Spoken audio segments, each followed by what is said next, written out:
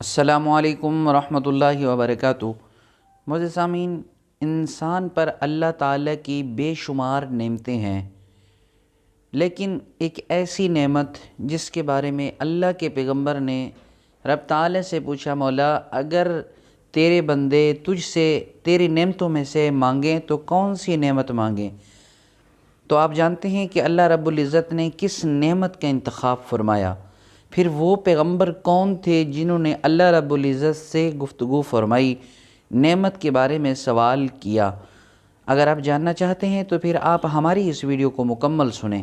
انشاءاللہ یہ ویڈیو سننے کے بعد آپ کے علم میں اضافہ ہوگا اور اللہ کے فضل و کرم سے آپ کی سوچ بھی ضرور بدلے گی۔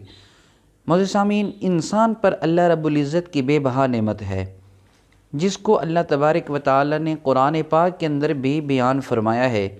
اللہ رب العزت نے فرمایا وَإِن تَعُدُّوا نِعْمَةَ اللَّهِ لَا تُحْصُوهَا، انسان میں نے تجھ پر اتنی نعمتیں کی، اتنی نعمتوں کا نزول کیا، اگر تو کسی جگہ پر بیٹھ کر میری نعمتوں کو گننا شروع کر دے، گنتی شروع کر دے بہترین انداز میں، اور آج کل کے جدید ٹیکنالوجی طریقے سے آپ اگر گنتی اللہ کی نعمتوں کی شروع کر دیں، آپ کے کمپیوٹرائز سسٹم ختم ہو سکتا ہے، آپ کا جدید ٹیکنالوجی جواب دے سکتا ہے، لیکن اللہ کی تم پر کی گئی نعمتیں کبھی ختم نہیں ہو سکتی، بلکہ تمہاری گنتی میں بھی نہیں آ سکتی۔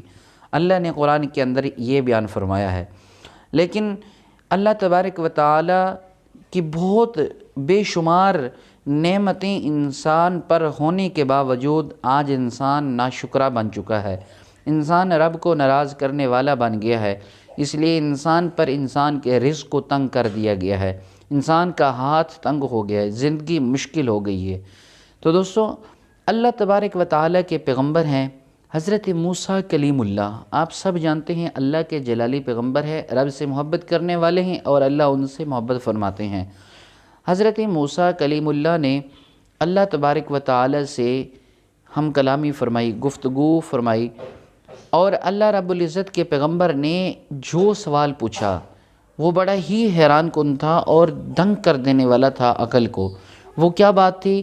وہ بات یہ تھی کہ حضرت موسیٰ کلیم اللہ نے پوچھا، اے پروردگار عالم، مالک کائنات، تیرے بندے اگر تیری نعمتوں میں سے کچھ مانگیں تو کیا مانگیں؟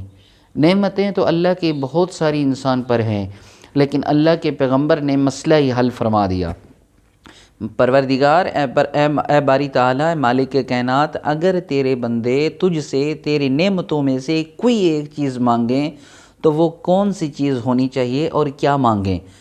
تو اللہ تبارک و تعالیٰ کی طرف سے جواب آیا، اے موسیٰ کلیم اللہ، اگر میرے بندے مجھ سے کچھ مانگنا چاہتے ہیں تو پھر صحت مانگ لیں۔ صحت اللہ تبارک و تعالیٰ کی بہت بڑی نعمت ہے۔ جو انسان تندرست ہے، صحت مند ہے، اس کی زندگی اچھی ہے، اس سے بڑھ کر کوئی نعمت ہو ہی نہیں سکتی۔